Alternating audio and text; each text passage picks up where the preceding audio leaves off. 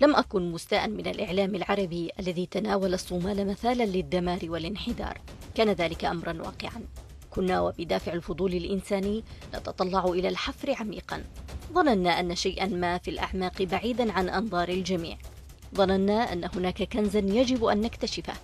وعندما وصلنا إلى القعر لم نجد سوى البؤس يا أصدقائنا. وجدنا المكان قاتما موحشا وعرا.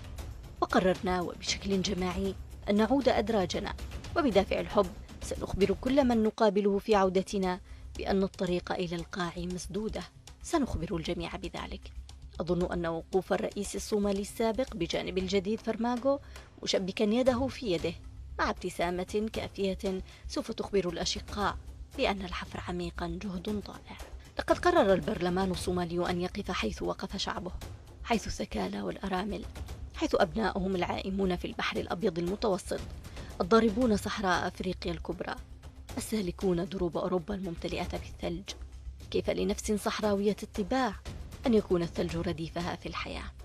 سؤال أتمنى أن يكون جواب رئيسنا الجديد كافيا شافيا تجاهه.